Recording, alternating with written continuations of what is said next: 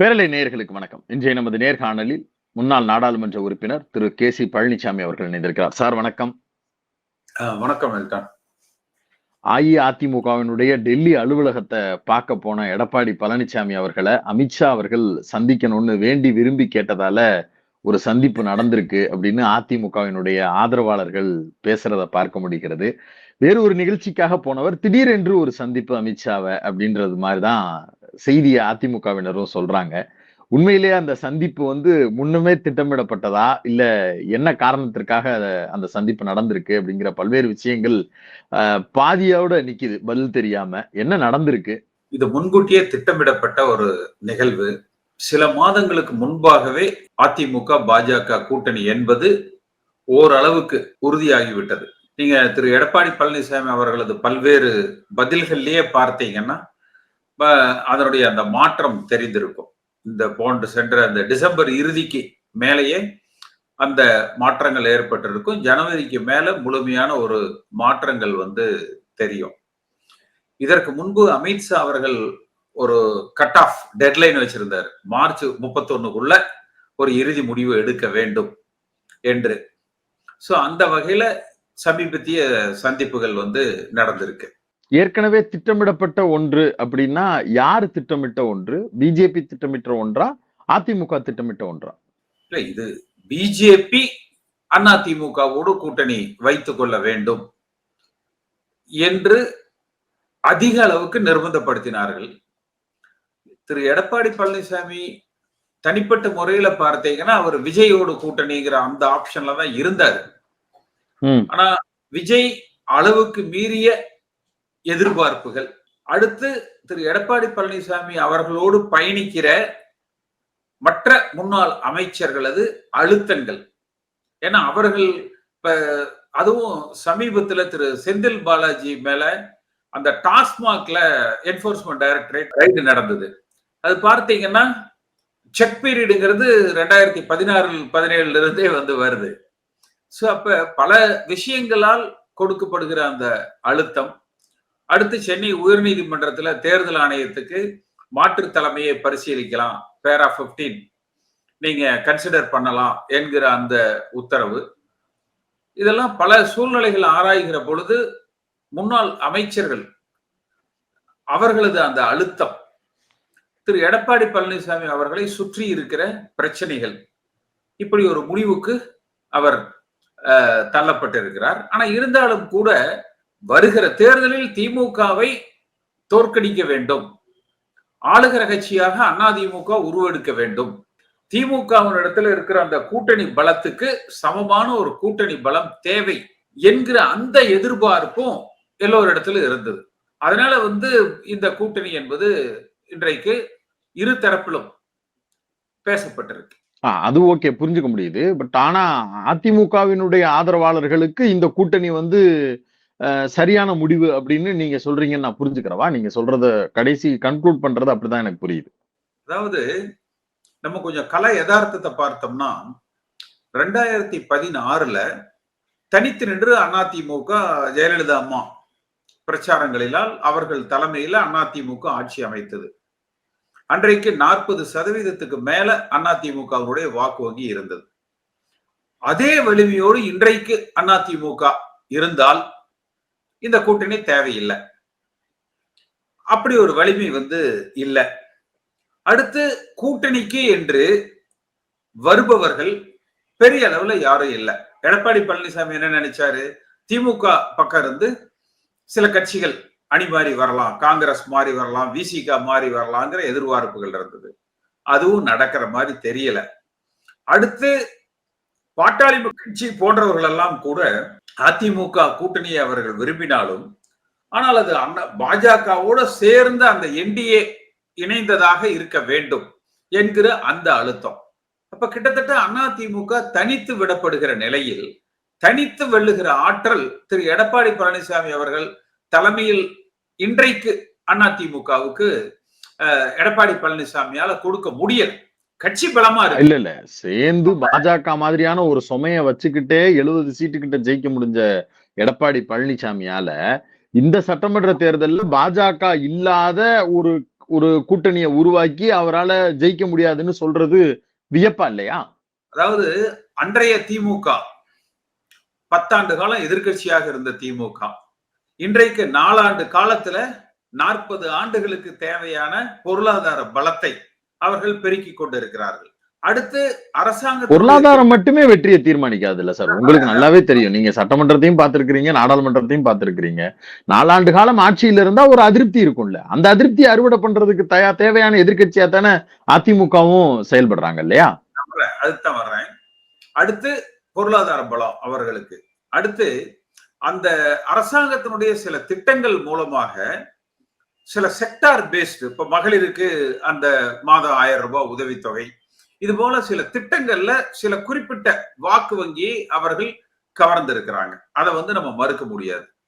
அடுத்து திரு விஜய் அவர்கள் புதிதாக அந்த அவருடைய கட்சி துவக்கப்பட்டதற்கு பின்னால திமுகவுக்கு எதிரான வாக்குகள் ஒரு சில சதவிகிதம் அங்கேயும் மடை மாறுவதற்கு வாய்ப்புகள் உண்டு. அடுத்து திமுக கூட்டணி பலம் என்பது இன்டாக்டா தொடர்ச்சியாக இருக்கு. மேலும் சில கூட கமலஹாசன் அங்க போய் சேர்ந்திருக்கிறாரு. தேமுதிக கூட ஒரு ஊசலாட்டத்துல திமுக பக்கம் போயிடுவாங்களோ என்கிற ஒரு நிலை. அப்ப இதையெல்லாம் பார்க்கிற பொழுது தனித்த எடப்பாடி பழனிசாமியில் தலைமையிலான அதிமுக ஜெயலலிதா அம்மா காலத்தை போல 2016 போல வெற்றி பெறும் என்கிற நம்பிக்கை இல்லை. அப்ப கள அளவுல ஒரு கூட பயணிப்பதற்கு சில கூட்டணி கட்சிகள் தேவை என்கிற அந்த ஒரு நிர்பந்தம் இருக்கு. அந்த நிர்பந்தம் புரியுது. அந்த நிர்பந்தம் ஓட்ட அறுவடையாகுமா? இப்ப உங்களை போன்ற பாஜக வேணான்னு சொல்லக்கூடிய அதிமுக காரர்கள் இருக்கீங்கல்ல, அவங்களுடைய வாக்கு தானே அதிமுகவினுடைய core belt, core vote bank. அந்த ஓட் பேங்கை டிஸ்டர்ப் பண்ணிட்டு இது எப்படி பொருந்தக்கூடிய கூட்டணியா மாறுமா? கட்டாயப்படுத்தி ஒரு ஒரு இணைப்பை நடத்துறாங்க. அந்த இணைப்புல 2 பேரும் விருப்பத்தோடு வேலை பார்ப்பாங்க அப்படின்னு சொல்றதை எப்படி புரிஞ்சுக்கிறது? இல்ல, அதுதான் விருப்பத்துக்கான காரணங்கள் என்ன என்பதைத்தான் நான் சொல்றேன். விருப்பம் இல்லாம எடப்பாடி பழனிசாமி டெல்லிக்கு போய் அமித்ஷாவை சந்திக்கிறாரு. அதாவது விருப்பத்தோட தான் போறாரா? விருப்பத்தோட தானே போறாரு. இல்ல, கூட இருக்கக்கூடிய மித்த நபர்களுடைய அழுத்தம், அவர்களுடைய விஷயங்கள் தான் நீங்க குறிப்பிட்டீங்க. எடப்பாடின்னு குறிப்பிடலையே, அதனால கேக்குறேன். அழுத்தம் வந்து அவருக்கும் இருக்குது இல்ல. அவருடைய உறவினர்கள் வீட்டுல வந்து சமீபத்துல சோதனைகள்லாம் நடந்திருக்குது இல்ல. அவர் எத்தனை சோதனையை தான் தாங்குவாரு? அடுத்து நம்ம பாஜக வேண்டாம் என்கிற அந்த ஒரு எதிர்ப்பு சித்தாந்தம் தவறியும் கூட திமுக ஆள்வதற்கு அது துணை போய்விடக் கூடாது. இப்படி என்னையே எடுத்தீங்கன்னா, சரி இந்த ஆப்ஷன் இல்லைன்னு வச்சுக்கோங்களேன், நம்ம வந்து ஒற்றை சித்தாந்தத்துல இருக்கோம். அப்ப என்ன ஆகும்? அதனால பலனாளி யாரு? அதனால பலனடைய போவது திமுக. ஏன்னா அவர்கள் உங்களுக்கு பாஜகவை விட திமுக தான் எதிரி இல்ல? சட்டமன்ற தேர்தலில் தோற்கடிக்கப்பட வேண்டிய கட்சி எது? இல்ல, பாஜக குறித்தான மதிப்பீடு தான் என்ன? சட்டமன்ற தேர்தலில் உங்களுக்கு எதிரி திமுக நான் புரிஞ்சுக்கிறேன். பாஜகங்கிற கட்சி உங்களை வந்து போன 4 வருஷம் எடப்பாடியினுடைய ஆட்சி பீரியட்லயே என்னென்னலாம் கூட நின்னு வேலை பார்த்தாங்கன்னு கேசி பழனிசாமி அவர்கள் கொடுத்த பேட்டிகளே இருக்கு. அப்படி இருக்கும்போது அந்த கட்சியோட இன்னொரு அதிகாரத்துக்கு எடப்பாடி வருவாராம். அந்த ஆட்சி 5 வருஷம் நீடிக்கும் போது அது வந்து திமுகவை மட்டும்தான் வீழ்த்தின ஆட்சியா இருக்குமா அப்படின்னு நீங்க சொல்றது நம்பும்படியாவா இருக்கு? அது அதிமுகவுக்குமான அழிவா தெரியலையா உங்களுக்கு? நிச்சயமாக தேர்தலுக்கு பிறகு இது வந்து தேர்தலுக்கான கூட்டணி. தேர்தல் முடிந்ததற்கு பிறகு அதிமுக தன்னுடைய தனித்தன்மையோட பயணிக்க வேண்டும். இல்ல சார், நான் கேக்குறது வெரி சிம்பிள். அதாவது தேர்தலுக்கு முந்தைய கூட்டணி எதுக்கான கூட்டணி? திமுகவை தோற்கடிப்பதற்கான கூட்டணி, அதிமுகவை ஆட்சிக்கு கொண்டு வருவதற்கான கூட்டணி. எதிர்கட்சியா எடப்பாடி பழனிசாமி இருக்கும் போதே பாஜகவை எதிர்த்து ஒண்ணுமே பேச மாட்டேங்கிறாரு. ஆளுங்கட்சியா இருக்கும்போது மட்டும் கட்சியை காவு கொடுக்கறதுக்கு உண்டான வேலைகளும் செயல் திட்டங்களையும் பிஜேபி பல்வேறு மாநிலங்கள்ல செஞ்சது போலவே இந்த கட்சியிலையும் செய்யுது. அப்படின்னா உங்களை போன்ற சீனியர் தலைவர்கள் வளர்த்தெடுத்த ஒரு கட்சியை ஆளுங்கட்சியா மாறினதுக்கு பிறகு பிஜேபி கைக்குள்ள கொண்டு வருவதற்கு சில வேலைகளை செய்யும் போது வரக்கூடிய பிரச்சனைகள் உங்களுக்கு பெரிய பிரச்சனைகளா தெரியலையா? நீங்களே பதிலி சொல்லிட்டீங்க.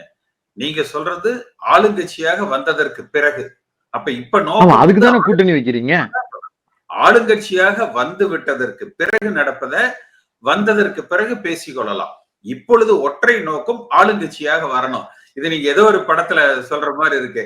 நீங்க வருமான வரி வருமே அப்படின்னா நீங்க முதல்ல வருமானத்தை கொண்டாங்க, அப்புறம் வருமான வரியை பாத்துக்கலாம். உங்களுடைய பதில்கள்ல இருந்துதான் சார் அந்த கேள்வியும் வருது. நீங்க வலிமையான கூட்டணியா திமுக கூட்டணி இருக்கிறாங்க, அதை வீழ்த்துவதற்கு நம்மளுக்கு இப்படி ஒரு கூட்டணி அவசியப்படுகிறது அப்படின்னு நீங்க டிக்ளேர் பண்ணிட்டீங்க. அப்ப அது வெற்றியை நோக்கி ஓடக்கூடிய ஒரு கூட்டணி, வெற்றி அடையும்ன்ற நம்பிக்கையை அதிமுகவினர் நீங்க எல்லாரும் மனசுல வச்சிருக்கீங்க. அப்படி வெற்றி பெற்றால் உங்க கட்சியே உங்கள்ட்ட இருக்காதுங்கிற நிலைமை இருக்கும்போது உண்மையான அதிமுக தொண்டர் எப்படி யோசிப்பாரு? ஆட்சியா முக்கியம், கட்சி தானே முக்கியம், அப்படித்தானே யோசிப்பாங்க. தொண்டர்கள் அப்படித்தான் யோசிப்பாங்க. இல்ல, அதாவது ஃபர்ஸ்ட் சட்டமன்ற தேர்தலில் திமுகவை வீழ்த்தி அதிமுக ஆட்சிக்கு வரட்டும். அது வந்ததற்கு பிறகு என் போன்றவர்கள் இருக்கிறோம். ஏன்னா பாஜகவால் என்னென்ன ஆபத்துகள் ஏற்படும் என்பதை என் போன்றவர்கள் மிக நன்றாக புரிந்து வைத்துக் கொண்டிருக்கிறோம். நானே ஒரு பதிவு போட்டிருப்பேன், இலையுதிர் காலம் இந்திய தலைநகரில் தொடங்கி இருக்கிறது என்று. என்னோட சமூக வலைதளத்திலேயே நான் போட்டிருப்பேன். நிச்சயமாக 2 திராவிட கட்சிகளில் ஒரு திராவிட கட்சியை அழித்து அதனுடைய வாக்கு வங்கியை அவர்கள் கைப்பற்ற நினைக்கிறார்கள். தமிழகத்துல மகாராஷ்டிராவை போல, பீகாரை போல, மற்ற மாநிலங்களை போல தங்கள் சித்து விளையாட்டுகள் மூலமாக ஆட்சிக்கு வருவதற்கு அவர்கள் முயற்சி செய்கிறார்கள். இந்துத்துவ சித்தாந்தத்தை இந்த திராவிட பூமியில் வளர்த்து எடுப்பதற்கு அவர்கள் முயற்சி செய்கிறார்கள். இதுல எல்லாம் இலையுதிர் காலம் தான் இல்ல. அப்ப அதற்கு அதை தடுப்பதற்கான நடவடிக்கைகளை இந்த தேர்தலுக்கு பிறகு அதிமுக கட்சி எடுக்கும். என் போன்றவர்கள் அதை முன்னெடுப்போம், இந்த இயக்கத்தை பாதுகாப்போம். ஆனால் இன்றைய தேவை என்பது திரு எடப்பாடி பழனிசாமி அவர்களது தலைமை தனித்து நின்றோ அல்லது அவரது தலைமையில் ஒரு கூட்டணி அமைத்தோ திமுகவை வீழ்த்துவதற்கு போதுமானதாக இல்லை. இந்த இயக்கம் பல சோதனைகளை, வேதனைகளை, பிரிவுகளை, பிளவுகளை இந்த இயக்கம் சந்தித்திருக்கிறது. அதனால இன்றைய சூழ்நிலையில் திமுகவை வீழ்த்த வேண்டும் என்கிற அந்த ஒற்றை புள்ளிக்காக, அந்த ஒற்றை நோக்கத்துக்காக வருகிற சட்டமன்ற தேர்தலுக்கு இந்த கூட்டணி வைத்துக் கொள்வதில் தவறில்லை. இதனால தவறில்லைன்னு எதை வச்சு சொல்றீங்கன்னு நான் தெரிஞ்சுக்க விரும்புறேன். அதாவது நிதியை தரமாட்டாங்க பிஜேபி, அதுக்கு நீங்க எடப்பாடி தலைமையிலான அதிமுக உட்பட ஒரு கோரிக்கையும் வைக்கிறாங்க. இப்படி எல்லாம் சொல்லக்கூடாது, நீங்க பணம் கொடுக்கணும் அப்படின்னு கோரிக்கை வைக்கிறாங்க. மும்மொழி கொள்கையை கொண்டு கட்டாயம் ஆக்குவோம் அப்படின்னு தர்மேந்திர பிரதான் உட்பட பிஜேபியினுடைய பவர் சென்டர்ஸ் எல்லாருமே சொல்லிட்டாங்க. அண்ணாமலை அதற்காக போராட்டம், கையெழுத்து இயக்கம்லாம் கொடிகட்டி பறந்துகிட்டு இருக்காரு. அந்த நேரத்துல இது ரெண்டுக்கும் நேர் எதிரான சித்தாந்தம் கொண்டிருக்கக்கூடிய அதிமுக தேர்தல் கூட்டணி என்று ஒன்றை வைத்துக்கொண்டு எந்த அடிப்படையில பிரச்சாரத்தை கையில எடுக்கும், எந்த அடிப்படையில அதிமுகவின் கோர் ஓட் பேங்க் அதுக்கு போய் சேரும்? இதுக்கு முன்னாடி கலைஞர் வாஜ்பாயோட எந்த அடிப்படையில கூட்டணி வைத்தாரோ, இல்ல அங்க ஒரு மினிமம் கேரண்டி இருந்தது இல்ல, இங்க அப்படி ஏதாவது மினிமம் கேரண்டி நீங்க வச்சிருக்காங்களா? நிச்சயமாக நீங்க அவர்கள் தொடர்ந்து போராடலாம். அதாவது அதிமுக தான் அமைக்கிற அந்த அரசாங்கத்தில் திராவிட சித்தாந்தங்களில் மட்டுமே பயணிக்குமே ஒழிய இந்துத்துவ கொள்கைகளுக்கோ இந்துத்துவ சித்தாந்தங்களுக்கோ அது இடம் கொடுக்காது, கொடுக்க கூடாது என்பதுல உறுதியா இருக்கும். கொடுக்கிற இடத்துலயே எடப்பாடி இல்லைன்றதானே சார் பிரச்சனை. கொடுக்கிற இடத்துல இருந்திருந்தா அவங்கதான் கிளம்பி பார்த்திருப்பாங்க. இவரு கிளம்பி போய் எதுக்கு கட்டட வேலையை பாக்குறதுக்கு போறேன்னு சொல்லிட்டு அமித்ஷாவை சந்திக்க போறாரு. அப்ப கொடுக்கிற இடத்துல இவர் இல்லையே. கட்டடம் கட்டி முடிச்சதுக்கு அப்புறம் அங்க என்ன போய் கட்டட வேலை பார்க்க வேண்டியது இருக்கு. அடுத்து அது யாரு எங்க போய் பார்த்தாலும் இன்றைய தேதிக்கு இருக்கக்கூடிய அந்த ஒற்றை நோக்கம் வருகிற தேர்தலில் வெற்றி பெற வேண்டும், அந்த வெற்றி ஆட்சி அமைக்க வேண்டும். அந்த ஆட்சி அமைப்பதற்கு பின்னால அதிமுகவை சிதைக்க நினைப்பார்கள், முடக்க நினைப்பார்கள். அவர்களுக்கு வேண்டியவர்களுக்கு அதிமுக சின்னத்துல கட்சிக்கு உள்ள வேண்டியவர்களை ஊக்குவித்து அதன் மூலமாக பின்னாளில் பிளவுகளை ஏற்படுத்த நினைப்பாங்க. மகாராஷ்டிராவை போல அவர்கள் முயற்சி செய்வாங்க, அழுத்தங்கள் கொடுப்பாங்க. இது எல்லாமே சில காலத்துக்கு தானே. அதாவது இந்த ஓராண்டு காலம் தாக்கு பிடித்து ஆட்சி அமைக்கிற பலத்தை அதிமுக பெறுகிற பொழுது அந்த சோர்வுற்ற தொண்டர்கள் மத்தியில ஒரு எழுச்சி உண்டாகும். அடுத்து திமுகவை நீங்க சொல்ற எல்லா கருத்துக்களும் சரி, அதுக்காக திமுக ஆளட்டும் என்று விட்டுவிட முடியாது இல்லையா? இந்த ஆட்சியில் ஏற்படுகிற சட்டம் பணம் கொடுக்கலனாலும் பரவாயில்ல, மும்மொழி கொள்கை வந்தாலும் பரவாயில்ல, திமுக ஒழியணும், அவ்வளவுதான். அது அது கட்சி அதிமுகவே ஒழிஞ்சாலும் பரவாயில்ல, ஆட்சிக்கு நீங்க வந்ததுக்கு பிறகு அதிமுக என்ன ஆனாலும் பரவாயில்ல, திமுக ஒழியணும்.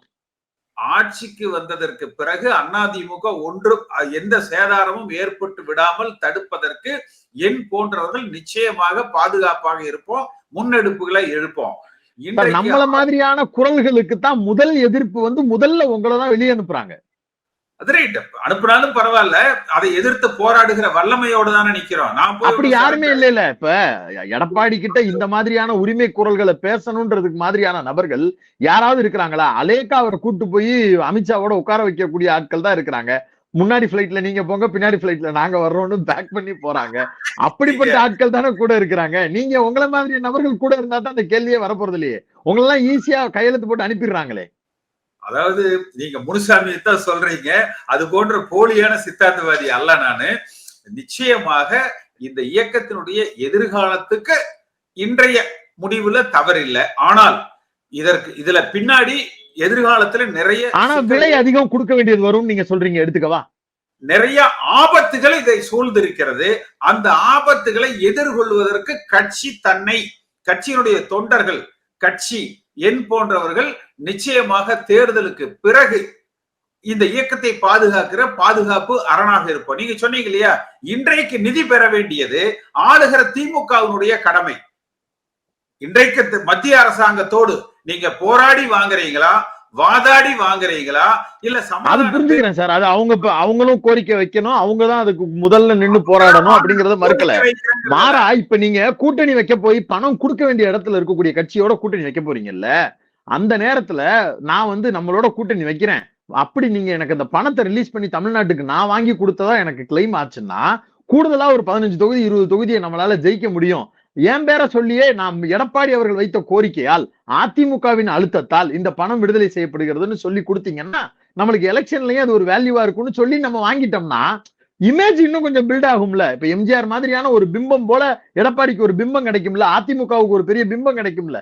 திரு ஸ்டாலின் அவர்கள் நேற்று சட்டமன்றத்துல சொன்னார் இல்லையா, இந்த கோரிக்கையை நீங்க உள்துறை அமைச்சர்கிட்ட வலியுறுத்துங்கன்னு சொல்லி, அது தன்னுடைய கையாளாகத்தனத்தை அவர் ஒத்துக்கொண்டதை போல ஆயிடும். நீங்க திரு ஸ்டாலின் அவர்கள் திறம்பட ஆட்சி நடத்தக்கூடிய வல்லமை பெற்றவராக, அதிமுகவினுடைய பிரதானமான இலக்கே ஸ்டாலின் கையாளாகாதவராக இருக்கிறார், நாங்க கையாண்டு இதை வாங்கி கொடுத்திருக்கிறோம்னு சொல்லி பிரச்சாரத்தை கையில எடுக்கிறது தானே.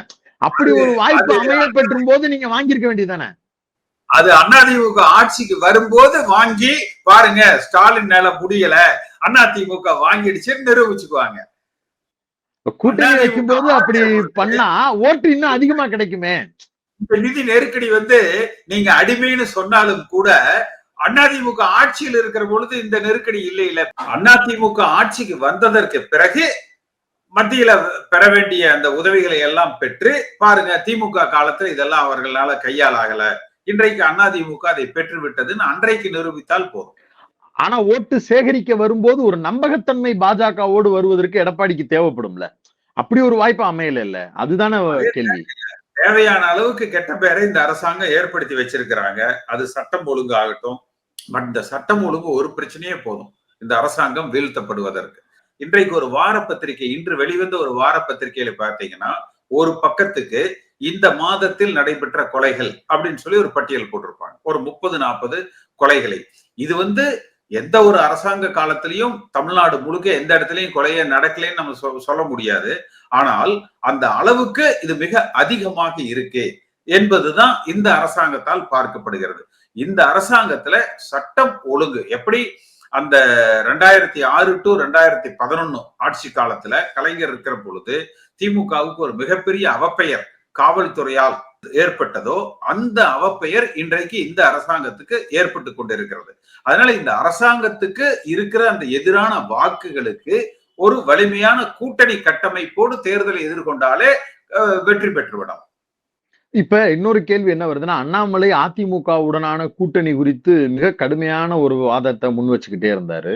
லண்டன் போறதுக்கு முன்னாடி ஒரு டோன்ல பேசினாரு, போயிட்டு வந்ததற்கு பிறகு வேற ஒரு டோன்ல பேசினாரு. கூட்டணிக்கு நான் தடையா இருக்க மாட்டேன் அப்படின்னு ஒரு இடத்துல பேசினாரு. அதிமுகவினர்லயே ஜெயக்குமார் போன்ற நபர்கள் வெளியில அதிமுக பாஜகவால தான் தோற்றேன் அப்படின்னு வெளிப்படையா டிக்ளேர் பண்ணாங்க. இந்த இரண்டு முரண்களும் இப்ப சந்திக்க வேண்டிய நேரத்தை தொட்டிருக்கிறாங்க. அது எப்படி இருக்கும்னு நீங்க யூகிக்கிறீங்க சார்? எல்லோரும் ஏற்றுக்கொள்வோம். ஏன்னா சார், எனக்கே பிடிக்காது இந்த கூட்டணி. ஆனா இன்றைய சூழ்நிலைக்கு வேற வழி இல்ல. திமுகவை வீழ்த்த வேண்டும் என்றால் இந்த ஆயுதம் நமக்கு தேவை. அவ்வளவுதான். அந்த ஒற்றை புள்ளியில தான் நம்ம இதை எடுத்துக்கணும். தேர்தல் ஜெயக்குமார் போன்ற நபர்களுடைய குரல் வந்து வெளியில வராது இனிமே. நீங்க அவர் இதுக்கெல்லாம் ஒர்த்தே இல்ல. மில்டன் என்ன தூக்கி பில்டப் கொடுத்தீங்கனாலும் அவர் ஒண்ணும் பொங்கி எழமாட்டாரு. பொங்கி எழுந்த சி.வி. சண்முகம் தான் நேத்து கூட இருக்கிறாரு. பெரிய கொள்கை சிங்கம் முனுசாமி தான் நேத்து வந்து முன்னாடி நீங்க முன்னாடி போனா நாங்க பின்னாடி வர்றோம்னு போயிருக்காரு. வந்து எல்லோரும் இதை உணர்ந்திருக்கிறார்கள்னு சொல்றேன். அதாவது இன்றைய தேவை, இந்த ஆயுதம் நமக்கு தேவை, திமுகவை வீழ்த்துவதற்கு இது நமக்கு தேவை என்கிற அந்த ஒற்றை புள்ளியில் மட்டுமே ஏற்றுக்கொள்ளப்பட்டு இருக்கிறது. எல்லோரும் முன்களத்துக்கு வருவாங்க. எப்ப வருவாங்கன்னா தேர்தல் முடிந்து அதிமுக ஆட்சி அமைக்கிற பொழுது, எதிர்காலத்தில் இந்த இயக்கத்தை காப்பாற்றுவதற்கு. ஆனா நீங்க இதுல கேட்காத சில விஷயங்கள், ஆபத்துகள் எங்க இருக்குதுன்னா, இது அதிமுக தனித்து ஆளுகிற ஒரு கூட்டணியாக இது இருக்கணும். நேற்று கூட அமித்ஷா தன்னோட ட்வீட்ல போட்டிருப்பாரு, என்டிஏ ஆட்சி அமைக்கும்னு. அது தமிழ்நாட்டு மக்கள் ஏற்றுக்கொள்ள மாட்டாங்க. என்டிஏ ஆட்சி அல்ல, அது அதிமுக ஆட்சியாக வந்து அமையணும். கூட்டணி ஆட்சி இருக்கக்கூடாது. தனிப்பெரும்பான்மையோடு அதிமுக இருக்கணும். திராவிட சித்தாந்தங்களில் அதிமுக தொடர்ந்து பயணிக்க வேண்டும். இது அதே போல திரு அண்ணாமலை அவர்கள் மேற்கொண்டு வருகிற அந்த தேர்தல் முடிகிற காலம் வரைக்காவது திராவிடத்தை, அதிமுக தலைவர்களை, இந்த இயக்கத்தை கொச்சைப்படுத்துவதை தவிர்க்கணும். சமீபத்தில் கூட பேசியிருப்பாரு. அதாவது எங்களை ஒதுக்கியவர்கள் இன்றைக்கு வந்து எங்களை காத்து கிடக்குறாங்க, வேண்டி நிக்கிறாங்க கூட்டணிக்கு என்று கூட சமீபத்தில் பேசியிருப்பார். அது போன்ற குதர்க்கமான பேச்சுக்களை அவர் தவிர்க்க வேண்டும். ஹைப்போதெட்டிக்கலா பல கோரிக்கைகள் வைக்கிறீங்க. இது எதுவாவது நடந்துராதான்றது அப்படி எதுவுமே நடக்காம இருந்தது. ஹைப்போதெட்டிக்கலா இல்ல, நிச்சயமாக இந்த அணி வெற்றி பெற வேண்டும் என்றால் இதெல்லாம் தேவை என்பதை உணர்த்துறோம். இதுல இன்னொரு கேள்வி என்ன வந்ததுன்னா, அண்ணாமலை மாநில தலைவராக இருக்கக்கூடாது அப்படிங்கிறது ஏடிஎம்கே வச்ச டிமாண்ட்ல ஒண்ணு. நீங்க பேசும்போது கூட ராஜ்யசபா கொடுப்பதற்கு வாய்ப்பு இருக்கு அப்படின்னு போன முறை நம்ம பேட்டியில சொல்லி இருந்தீங்க. இப்ப அவரே பிரசிடண்டா தொடருவாரு அப்படிங்கிறது நம்மளுக்கு சில செய்திகள் மூலமா தெரிய வருது. இப்ப அது வந்து பெரிய அளவுக்கு சிக்கலாகாதா? இல்ல, இப்ப நீங்க இப்படி பாருங்களேன். நீங்க இது வந்து அதிமுகவுக்கு காலத்தின் கட்டாயம், காலத்தின் தேவைங்கிறத தவிர்த்துட்டு பாஜக ஏங்கல்ல இருந்து பாருங்க. இந்த முறை பாஜக மத்தியில வந்து 240 சீட்டு தான் வந்து பெற்றார்கள் இல்லையா? அவங்களுக்கு இன்னொரு 30-32 சீட்டு கிடைச்சிருந்ததுன்னா அவங்களுக்கு மெஜாரிட்டி வந்து கிடைச்சிருக்கும். இப்ப தமிழ்நாட்டுல அதிமுகவோட கூட்டணி போட்டிருந்தா அந்த கூட்டணி தமிழ்நாட்டில இருந்து ஒரு 30க்கு மேற்பட்ட இடங்களில் வந்து வெற்றி பெற்றிருக்கும். இன்றைக்கு அந்த மைனாரிட்டி அரசாங்கம் என்கிற அந்த நிலை அவர்களுக்கு தவிர்க்கப்பட்டிருக்கும். ஒன்று. இரண்டாவது, அடுத்து வருகிற 2029ல 4வது முறையாக அவர்கள் தேர்தலை சந்திக்கிறாங்க. அப்ப 4வது முறையாக அவர்கள் தேர்தலை சந்திக்கிற பொழுது அவர்களுக்கு தமிழகத்தில் முடிந்தால் 40க்கு 40லும் வென்றாக வேண்டிய சூழ்நிலை அவர்களுக்கு அந்த கட்டாயம் வந்து இருக்கு. அப்ப அது அவர்களுக்கு வந்து தேவை. அப்ப அந்த தேவை என்பது இரண்டு தரப்புலையுமே இருக்கு. இது ஏதோ அதிமுகவுக்கு தான் தேவைன்னு. அதற்கு மேல இன்றைக்கு நீங்க திரு மில்டன் போன்றவர்களே கூட, ஒரு இளைய சமுதாயத்தை சார்ந்தவர்கள், நீங்க மதிவதனி, இது போன்ற அந்த இளைய சமுதாயத்தை சார்ந்தவர்களே கூட பார்த்தீங்கன்னா அந்த திராவிட சித்தாந்தத்தை உயர்த்தி பிடிக்கிறீங்க. அது வரவேற்க தகுந்தது. அப்ப அகில இந்திய அளவுல பாரதிய ஜனதா கட்சிக்கு ஒரு சித்தாந்த எதிர்ப்பு சக்தி இந்திய அளவுல வந்து இல்ல, எந்த மாநிலத்திலையுமே இல்ல.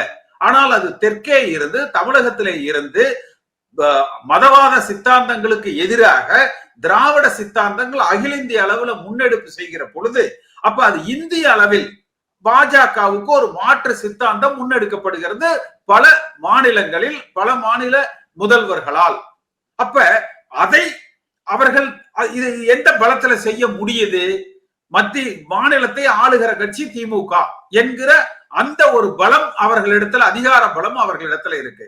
அப்ப அதனால அதிமுகவுக்கு பாஜக தேவை என்பது 40% என்றால் பாஜகவுக்கு அதிமுக தேவை என்பது 60%. ஆனால் என் போன்றவர்களுக்கு நீங்கள் திராவிடமா இந்துத்துவாவா என்றால் நாங்கள் திராவிடம், நீங்கள் திமுகவா அதிமுகவா என்றால் நாங்கள் அதிமுக. இதுதான் அதிமுக தொண்டர்களது மனநிலையாக இருக்கிறது. ஆனா அதுக்காக திமுக எதிர்ப்பா பாஜக எதிர்ப்பான்னு கேட்டா திமுக எதிர்ப்புன்றீங்க. இல்ல இல்லையே. நீங்க வந்து ஒரே மாநிலத்துல இந்த முறை இருக்கிறது திமுக எதிர்ப்பு மட்டும்தான். அப்ப நாங்க அதிமுக அவ்வளவுதான். இந்த இடத்துல பாஜக கேள்வி. நீங்க சொன்ன போன வீடியோல நம்ம பேட்டியில நீங்க சொல்லியிருந்தீங்க 100 சீட் வந்து அண்ணாமலை தரப்பினர் அவர்களுக்கான என்டிஏவுக்கு கேக்குறாங்க அப்படின்னு சொல்லியிருந்தீங்க. அதுல நான் சசிகலாவை கூப்பிட்டுக்கலாம், ஓபிஎஸ் கூப்பிட்டுக்கலாம், டிடிவியை கூப்பிட்டுக்கலாம். அந்த இடம் தனியா இருக்கும். நீங்க நிக்க வேண்டிய 134 தனியா நின்னுக்கோங்க அப்படிங்கிறது தான் கோரிக்கை அப்படின்னு பட்சத்தில் கிட்டத்தட்ட அதிமுக பாஜகங்கிறது வந்து ஈக்குவலான ஒரு கட்சியாவே தேர்தலை சந்திக்கிறதுக்கு சமம். அது வந்து என்டிஏவா தான் இருக்கு அப்படிங்கிறது தான் அதுல இருந்து நம்மளுக்கு வெளிப்படையா தெரியுது. அந்த கோரிக்கையெல்லாம் குறைஞ்சு இந்த முடிவு எடுக்கப்பட்டதெல்லாம் நம்மளுக்கு இல்ல. அப்படி இருந்து பார்க்கும்போது இது பாஜக விசஸ் திமுகங்கிற லைனுக்குள்ள தானே வருது. கட்சி நடத்துறவங்க எல்லாருமே பார்த்தீங்கன்னா நாளைக்கு வடிவேல் ஒரு கட்சி ஆரம்பிச்சா கூட 234 சீட்ல 200 சீட் எங்களுக்கு வேணுங்க, ஏன்னா நாங்க தான் ஆட்சி அமைக்க போறோம்னு சொல்லுவாங்க. இப்ப விஜய் அதானே சொல்றாரு. அப்ப எல்லோருமே அதைத்தான் வந்து சொல்லுவாங்க. அவங்க கேட்கறது எதுவாக வேண்டுமானால் இருக்கலாம். தினகரன் இந்த கூட்டணியில இருக்கார், என்டிஏ கூட்டணியில. அவர் ஏன்னா ஆல்ரெடி அங்கம் வகிக்கிறார், ஏன்னா அவர் ஒரு தனி கட்சி. அடுத்து அதிமுக ஒன்றுபடுத்தப்பட வேண்டும். நீங்க அதிமுக ஒன்றுபடுத்தப்படாவிட்டால் இந்த கூட்டணி வந்து பலன் தராது. அதுக்கு வாய்ப்பு இல்லைன்னு சொல்றாங்க சார். இல்ல அதெல்லாம் சொல்லுவாங்க. நீங்க எடப்பாடி பழனிசாமி என்னெல்லாம் கடந்த காலத்துல சொல்லி இருக்காரு. 24 மட்டுமல்ல, 26 மட்டுமல்ல, 29லயும் பாஜக கூட்டணி இல்லைன்னு தானே சொன்னாரு. அதே போல அண்ணாமலை பத்தி என்னெல்லாம் சொன்னாரு. அண்ணாமலை அதிமுக பத்தி என்னெல்லாம் சொன்னாரு. இதெல்லாம் வந்து நடந்ததை மறப்போம், நடப்பதை நினைப்போம், கசப்பான அனுபவங்கள்ல இருந்து பாடம் கற்றுக்கொண்டோம் என்று சொல்லிட்டு ஒன்றுபட்ட அதிமுகவை உருவாக்க வேண்டும். அப்படி ஒரு ஒன்றுபட்ட அதிமுக இந்த என்டிஏ கூட்டணியோடு பயணித்து தனிப்பெரும்பான்மையோடு அதிமுக ஆட்சி அமைக்கிற வகையில் இந்த தேர்தலை சந்திக்கிற பொழுது நிச்சயமாக 200 சீட்டுக்கு மேல இந்த கூட்டணி வந்து வெற்றி பெறும். இப்ப ஈக்குவலண்டான ஷேர் வந்தாலும் ஈக்குவலண்டான ஷேரே வராதுன்னு சொல்ல வர்றேன். நான் தான் 2-3 ரைடர் அதுல போட்டே வந்த பாருங்க. தனிப்பெரும்பான்மையோடு அதிமுக ஆட்சி அமைக்கிற வகையில் இருக்கும். ஏன் திமுக ஒரு இடத்துல கூட ஜெயிக்கல? பாஜக இதுக்கு முன்னாடி கூட அது நடந்திருக்கு. 91ல என்ன நடந்தது? அதிமுகவோடு கூட்டணி வைத்த காங்கிரஸ் தானே எதிர்கட்சியாக இருந்தது. அது நடக்கலாம் இல்லையா? ஓகே, என்ன நடக்குதுன்னு பொறுத்திருந்து பார்ப்போம் சார். டெல்லி பயணம், அதை ஒட்டி நடந்திருக்கக்கூடிய பல்வேறு அரசியல் நிகழ்வுகள்னு பல விஷயங்களை உங்களுக்கே உரிய பாணியில விளக்கமா பதிவு செஞ்சிருக்கிறீங்க. உங்களுடைய நேரத்துக்கும் உங்களுடைய கருத்துக்களுக்கும் மிக்க நன்றி சார். நன்றி மில்டன்.